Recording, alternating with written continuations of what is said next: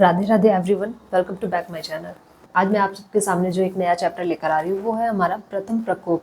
अब इस स्टोरी में क्या है, चलिए स्टार्ट करते हैं। इस स्टोरी में श्रीनिवासन मैप के अकॉर्डिंग वीरभद्र को श्रीलंका भेजता है और कहता है वहाँ जो भी वस्तु मिले वो तुम्हें लेकर आना है। तभी वीरभद्र कहता है जो मुझे लाना है मैं पूरी कोशिश करूंगा लाने की, पर आप मुझे बता दें तो वह वस्तु लाने में मुझे और भी ज़्यादा आसानी होगी कि मुझे पता होगा कि वो वस्तु क्या है।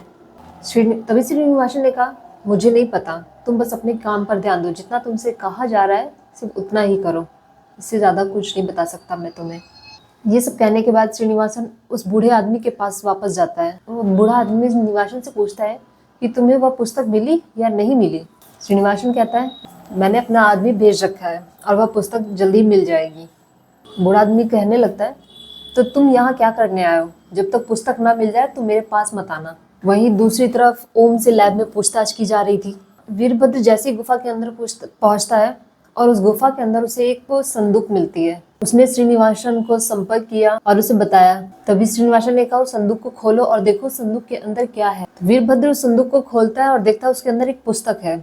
वह पुस्तक कोई और नहीं थी बल्कि मृत संजीवनी का दूसरा भाग था।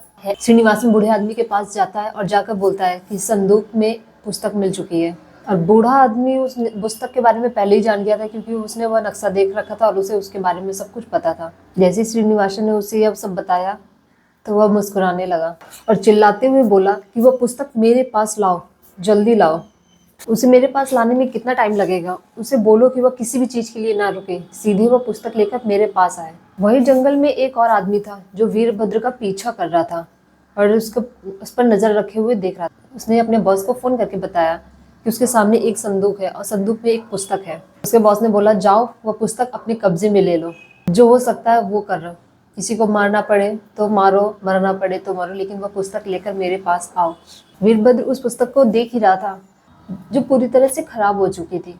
वीरभद्र को समझ नहीं आ रहा था कि किसी के लिए यह पुस्तक इतनी इम्पोर्टेंट कैसे हो सकती है, क्योंकि उसे इन चीज़ों के बारे में कुछ पता ही नहीं था। तो वो इमेजिन कर रहा था कि इतनी खराब पुस्तक कैसे लोग इसके बारे में इतना इम्पोर्टेंट समझ रहे हैं, इसको इस तरह से मंगा रहे हैं। जैसे ही वह पीछे मुड़ा तो समझ पाता कि ये गोलियां कहाँ से चल रही हैं। तब तक उसके कुछ लोग मर चुके थे। फिर उसने युद्ध करने के लिए प्राचीनतम कला का यूज किया, मतलब पुरानी कुछ कलाएं थी जो उसे आती थी, उसने युद्ध करने के लिए उनका यूज किया। उसने उन प्राचीन कलाओं का यूज किया जो आज के टाइम पे विलुप्त हो चुके हैं। उसके आदमियों की मृत्यु पूरी तरह से व्यर्थ साबित नहीं हुई थी। इससे वीरभद्र को पुस्तक के साथ बच निकलने का एक अवसर मिल गया। द्वीप के जंगल में आदमी को श्रीलंका से अपने बॉस का फोन आया। उसने पूछा कि काम हो गया या नहीं। उसने कहा नहीं, वह पुस्तक लेकर भाग गया। उसने कहा तैयार रहो। तो उसने पूछा तुम्हें कितना समय लगेगा वहां तक आने में? शायद आधे घंटे। ठीक है, मैं उससे लड़ने के लिए तैयार हूँ। दूसरी तरफ वीरभद्र खून से लथपथ हाफ रहा था और भागता जा रहा था। वीरभद्र ने निवासन को कॉल किया और कहा सर किसी ने हम पर हमला कर दिया है और हमारे कई आदमी मारे गए, जो हम नहीं जानते, पर यहाँ बहुत कुछ गंभीर चल रहा है। श्रीनिवासन इस घटना से भयभीत थे। उन्हें इस तरह की स्थिति को संभालने का कोई अनुभव नहीं था। श्रीनिवासन बूढ़े आदमी के पास बड़बड़ाते हुए बोला कि हमारे आदमी श्रीलंका में मार दिए गए। उस पुस्तक में ऐसा क्या है जिसके लिए लोग मारे जा रहे हैं, और ऐसा कौन हो सकता है जो हमारा दुश्मन हो? आप हमसे ऐसा क्या करवा रहे हैं सर, जवाब दीजिए। बूढ़े आदमी ने श्रीनिवासन से फोन छीन लिया और उसने फोन में वीरभद्र से बात करते हुए कहा कि पुस्तक कहाँ है? उसने कहा मेरे पास है। तुम्हें यहाँ तक पहुँचने में कितना समय लगेगा? आधे घंटे लग सकते हैं, पर तुम कौन हो? श्रीनिवासन कहाँ है? उस आदमी ने बिना किसी सवाल के जवाब दिए बिना ही फोन को कट कर दिया। उसे किसी भी बात की परवाह नहीं थी कि कई लोग उस पुस्तक के लिए मारे जा रहे हैं, कई लोगों की जानें जा रही हैं। श्रीनिवासन ने गुस्से में कहा आप हमसे क्या करवा रहे हैं?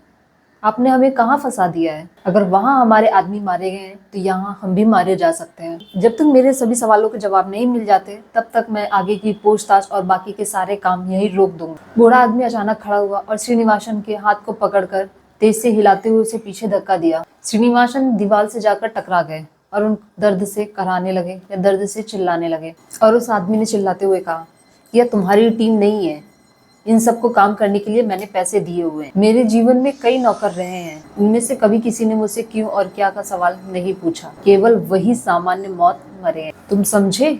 लैब में काम कर रहे सभी लोगों को देखो, तुम्हें देखकर नहीं लगता कि उन सब के मन में भी सवाल आ रहे हो, पर वो लोग ऐसे सवाल मुझसे नहीं करते और ना ही पूछते हैं, तो तुम्हें भी नहीं पूछना चाहिए।